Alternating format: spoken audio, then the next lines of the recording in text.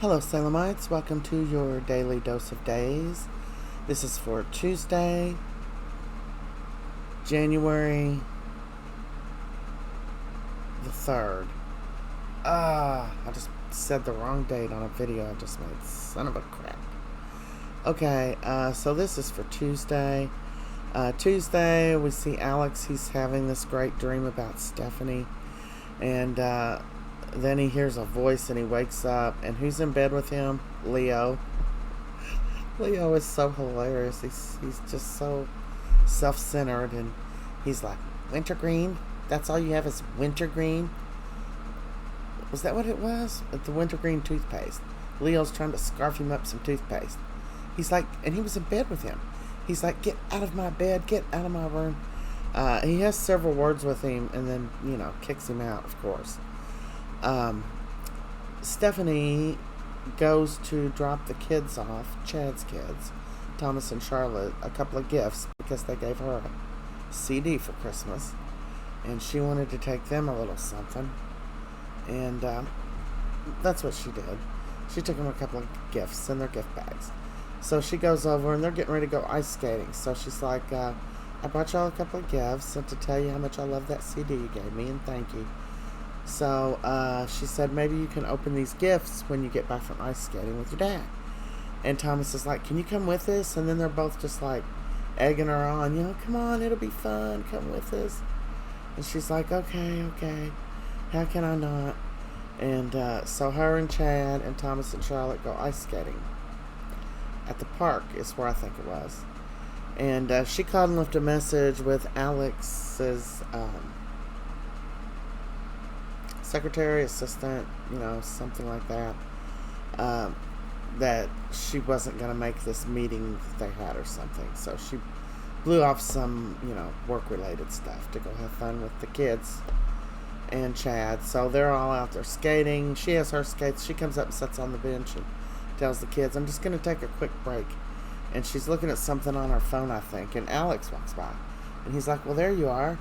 And she's like, Alex, what are you doing here? And he kisses her because, they've moved along quite well in their relationship. And she's like, what are you doing here? And he's like, well, your assistant told me you might be here.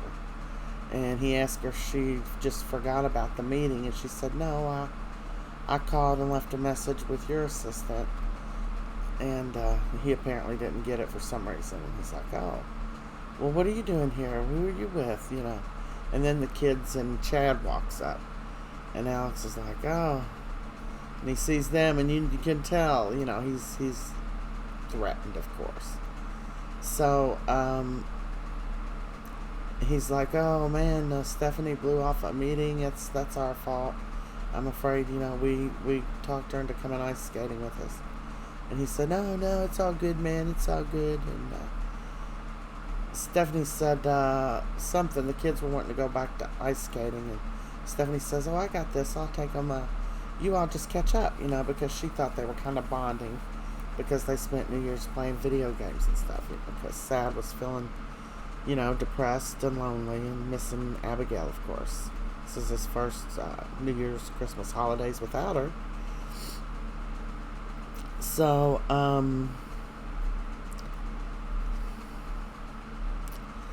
while Stephanie was gone, he tells, Chad was telling him again, I'm sorry about this, man.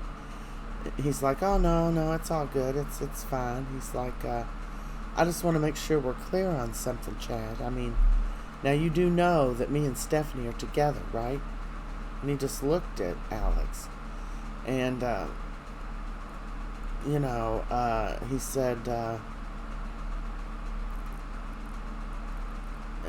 and Chad assured him, that, he told him he didn't want to he was sorry if he caused some problems and, assured him that, him and Stephanie were just friends. She's my boss. The kids like her, and he's like, so what is this, Chad? Just out here, what is it y'all doing? Just having a little family time? And he was really curt about it. And he's like, you're saying I'm a third wheel? And he said, well, I would find a better word, but And Chad's like, I'm really sorry, and Alex goes into detail on what was going on New Year's Eve about what he had to go to the store for and stuff. And he's like, and then you come in and, our whole night's ruined. And, it was really cunning and jealous and vindictive of Alex. I didn't like seeing that out of our Alex now. But, he's worked hard to get the stuff, so he ain't gonna let somebody else step in, but that's pretty mean, man. He was feeling lonely and missing Abigail and feeling sad and stuff, and gosh, man, Alex is he's a little bad boy. Makes me sort of not like him, but I'm not going to jump on that bandwagon just quite yet. He assures Alex that nothing's going on. Well, while they're talking, Stephanie's coming back to tell Chad, the kids want you down there and to go skating. And she overhears some of the stuff that Xander is saying to Chad, so she tells one of the other moms said they would watch him until he got down there. So he's like, fine, well, thanks a lot, Alex. And he's like, oh, yeah, thank you. And he's like, well, hey, since we're here, Stephanie, why don't I'm going to go rent a pair of skates and we'll go a couple of laps around the rink. And Stephanie says to him, who do you think you are? Who in the heck do you think you are? Except she didn't say heck. And you don't see them anymore after that. Meanwhile, back at the Kiriakis mansion, Maggie's all in a happy, good mood because she's found an apartment for Xander and Sarah. Well, Justin and Bonnie have to break the news to her that there's been some developments with Xander, and she told her, how he lied about the job, and he was wanting to, and he didn't want her to know that he didn't have a job because there was so much, pressure, and he was feeling, basically like a piece of garbage and stuff,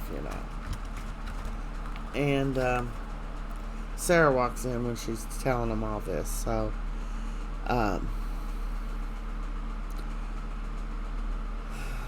Sarah's real strung out about this. Well, for several reasons, and she's got good reason to. First of all, what he did, period, is questions his morals that he doesn't have. But, Victor goaded him and was like stabbing a mountain lion or something, man. You can't even provide for your family.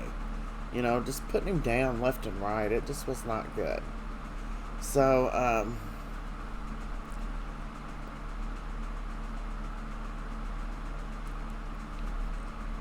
Maggie's trying to reassure Sarah, well, honey, it's not that big of a deal. He was just so ashamed that he didn't have a job, and it's not the end of the world. And she said, Mom, this just isn't about a stupid job. He's done so much more. He had a job, all right. What he didn't tell you, because he didn't want us to know what he was actually doing, is that his boss was Ava Fatale. And he's the one that kidnapped Bonnie and Susan. And they're all just, she has to do a little talking to convince Bonnie, because Bonnie's seen the clown down at the shed, which was, of course, Leo.